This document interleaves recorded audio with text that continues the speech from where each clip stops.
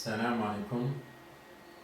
بسم الله والصلاة والسلام على جميع الأنبياء وكل من تبعهم بإحسان وعمل صالحا إلى يوم الدين. On continue avec l'interprétation de Sourate Al-Baqarah et on est au verset 30 qui dit أعوذ بالله من الشيطان الرجيم بسم الله الرحمن الرحيم وإذ قال ربك للملائكة إني جاعل في الأرض خليفة قالوا أتجعل فيها من يفسد فيها ويسفك الدماء ونحن نسبح بحمدك ونقدس لك قال إني أعلم ما لا تعلمون. Lorsque ton Seigneur dit aux anges, je vais installer sur la terre un vicaire. Ils dirent, va-t-il y installer? Il sèmera le désordre et répandra le sang. Quand nous sommes là à te glorifier et à te sanctifier.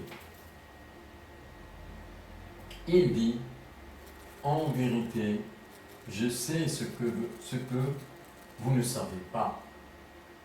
Al-Baqarah 30.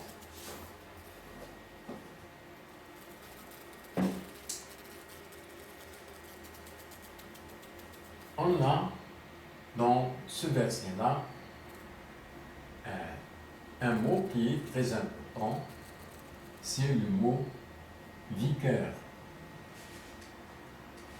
Qu'est-ce qu'il veut dire par là?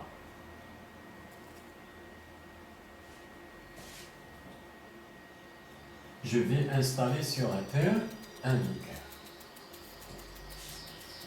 La première des choses, Allah nous apprend l'histoire de l'humanité. Comment qu'elle a débuté. Et ça, c'est le début. Ça, c'est la première des choses. Qu'est-ce qu'il veut dire par je vais installer sur la terre un vicaire?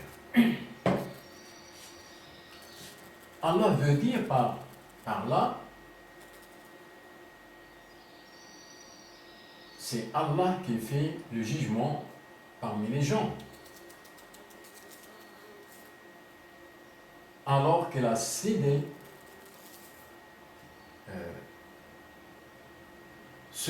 une partie de ce jugement-là à un certain genre d'espèces,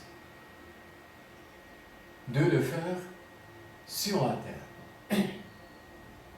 Ce sont les prophètes. Ce sont les prophètes. On prend par exemple le verset qui dit أعوذ بالله من الشيطان الرجيم بسم الله الرحمن الرحيم يا داود إنا جعلناك خليفة في الأرض فاحكم بين الناس بالحق ولا تتبع الهوى. Ô David, on a fait de toi un vicaire sur la terre. Juge donc parmi les hommes, juge donc en toute équité parmi les gens. Il ne suit pas la passion. Donc, il a bien cité le mot vicaire qu'il a utilisé ici dans ce verset-là, avec le prophète David sallallahu alayhi. C'est-à-dire que